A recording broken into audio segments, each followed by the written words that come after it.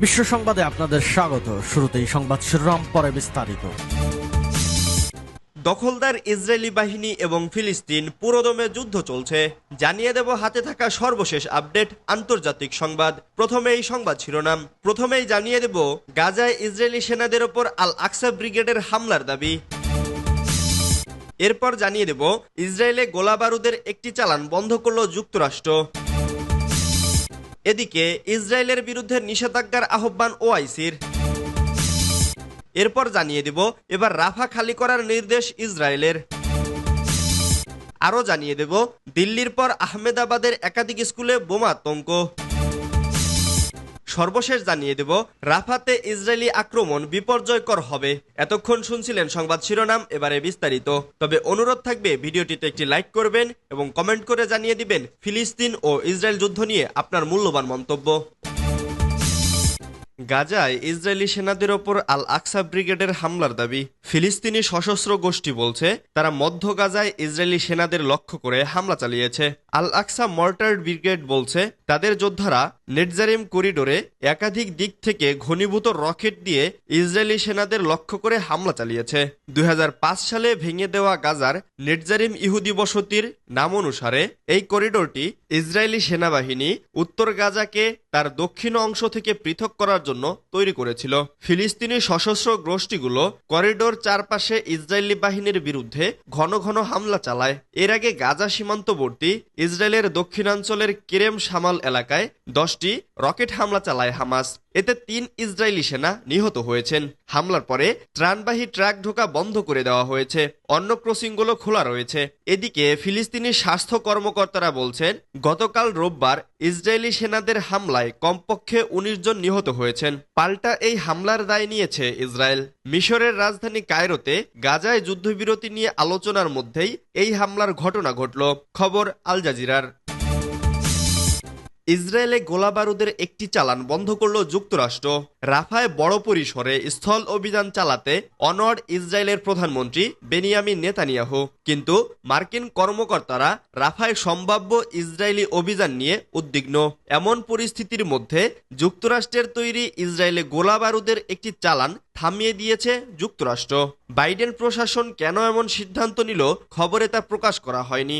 সূত্রের বরাতে খবরে বলা হয়েছে ফিলিস্তিনের গাজা উপত্যকার রাফায় সম্ভাব্য ইসরায়েলি সামরিক অভিযানের সঙ্গে বাইডেন প্রশাসনের এই সিদ্ধান্তের যোগসূত্র নেই। তাছাড়া এই সিদ্ধান্ত ইসরায়েলে যুক্তরাষ্ট্রের অন্যান্য চালান পাঠানোর বিষয়টিকে প্রভাবিত করবে না।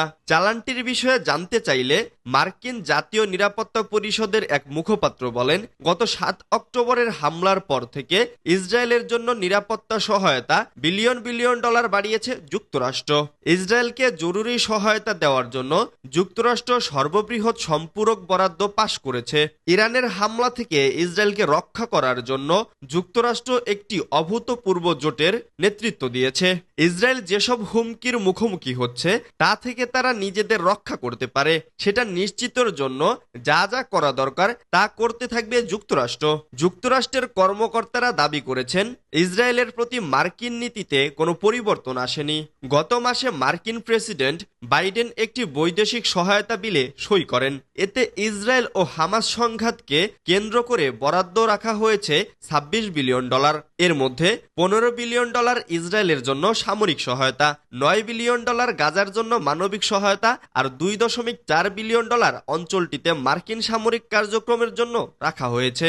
7 মাস ধরে চলা গাজায় হামলা চালাচ্ছে ইসরায়েল। এই হামলার মুখে গাজার বেশিরভাগ মানুষ উপত্যকাটির রাফায় আশ্রয় নিয়েছে, যেখানে 10 লাখের বেশি ফিলিস্তিনি আছে।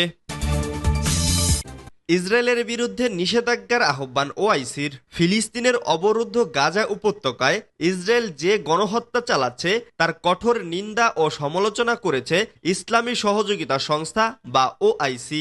একই সাথে এই অপরাধের জন্য ইসরায়েলের বিরুদ্ধে আন্তর্জাতিক নিষেধাজ্ঞা আরোপেরও আহ্বান জানিয়েছে 57 জাতির মুসলিম এ সংস্থা। গাম্বিয়ার রাজধানী বানজুলে ওআইসির 15তম শীর্ষ সম্মেলন শেষে গৃহীত প্রস্তাবে এই আহ্বান জানানো হয়। গত 4 ও 5 মে বানজুলে ওআইসির শীর্ষ সম্মেলন অনুষ্ঠিত হয়েছে। সংস্থাটি বলেছে, গাজায় অপরাধযোগ্য এবং গণহত্যা বন্ধের জন্য ইসরায়েলের কাছে অস্ত্র ও গোলাবারুদ রফতানির ওপর নিষেধাজ্ঞা আরোপ করা উচিত, কারণ বিভিন্ন দেশের কাছ থেকে পাওয়া অস্ত্র ব্যবহার করে ইসরায়েল গাজায় গণহত্যা চালাতে উৎসাহিত হচ্ছে। ফিলিস্তিনি জনগণের বিরুদ্ধে ইসরায়েল যে যুদ্ধ চাপিয়ে দিয়েছে তা বন্ধের জন্য তেল আবিবের বিরুদ্ধে নিষেধাজ্ঞা আরোপ সহ আইনগত চাপ সৃষ্টির জন্য সদস্য দেশগুলোর প্রতি প্রচেষ্টা জোরদার করার আহ্বান জানানো হয়েছে। এছাড়া গাজা উপত্যকায় এখনই নিঃশর্ত ও স্থায়ীভাবে যুদ্ধবিরতির আহ্বান জানিয়েছে ওআইসি, সূত্র টিআরটি ওয়ার্ল্ড ও প্রেস টিভি। এবার রাফা খালি করার নির্দেশ ইসরায়েলের। ফিলিস্তিনের অবরুদ্ধ গাজার রাফার পূর্বাঞ্চল থেকে বাসিন্দাদের অবিলম্বে সরে যাওয়ার নির্দেশ দিয়েছে ইসরায়েলি বাহিনী বা আইডিএফ। সোমবার 6 মে এ নির্দেশনা দেয় আইডিএফ, খবর আল জাজিরার। ইসরায়েলের হামলা থেকে বাঁচতে গত 7 মাসে মিশরের সীমান্তবর্তী দক্ষিণ শহর রাফাতে গাজার 10 লাখের বেশি বাস্তুচ্যুত মানুষ আশ্রয় নিয়েছে। এবার ফিলিস্তিনিদের শেষ নিরাপদ স্থল রাফাও খালি করার নির্দেশ দিল ইসরায়েলি সেনাবাহিনী। এক বিবৃতিতে আইডিএফ জানিয়েছে, টেক্সট মেসেজ এবং গণমাধ্যম সম্প্রচারের মাধ্যমে তারা রাফা খালি করার নির্দেশ দিয়েছে। তারা আরও জানিয়েছে, আইডিএফ গাজার সর্বত্র হামাসের বিরুদ্ধে অভিযান চালাবে যতক্ষণ না তাদের কাছে থাকা জিম্মিরা দেশে ফিরে আসে। ইসরায়েলি সামরিক বাহিনীর এক মুখপাত্র সাংবাদিকদের বলেছেন, তারা পূর্ব রাফাতে স্থল হামলার আগে 1 লাখেরও বেশি বাসিন্দাকে সরিয়ে নিয়ে যাচ্ছে। অন্যদিকে আন্তর্জাতিক সম্প্রদায় ইসরায়েলকে সতর্ক করে বলেছে, 15 লাখেরও বেশি ফিলিস্তিনির আশ্রয়স্থল রাফাতে সামরিক অভিযান চালালে তা হবে বিপর্যয়কর। এদিকে রোববার রাফাতে ইসরায়েলের হামলায় অন্তত 19 জন নিহত হয়েছে। হামাসের রকেট হামলায় 3 জন নিহতের জেরে পাল্টা হামলার চালানোর দাবি করেছে ইসরায়েল। গত 7 অক্টোবর থেকে হামাসের হামলার প্রতিবাদে গাজায় হামলা শুরু করে ইসরায়েলি সেনাবাহিনী। গাজার স্বাস্থ্য মন্ত্রণালয় জানিয়েছে, গত 7 অক্টোবর থেকে এ পর্যন্ত 34,000-এরও বেশি ফিলিস্তিনি নিহত হয়েছেন। দিল্লির পর আহমেদাবাদের একাধিক স্কুলে বোমা আতঙ্ক। ভারতে দিল্লির পর এবার গুজরাটের বৃহত্তম শহর আহমেদাবাদের একাধিক স্কুলে বোমা মেরে উড়িয়ে দেওয়ার হুমকি দেওয়া হয়েছে। এতে আতঙ্ক ছড়িয়ে পড়েছে স্কুলগুলোর শিক্ষার্থী, কর্মচারী ও অভিভাবকদের মধ্যে।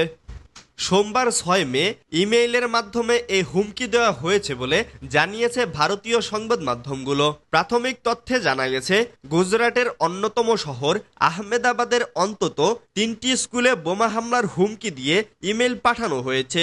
ইমেল প্রেরকের অবস্থান রাশিয়ায় দেখাচ্ছে।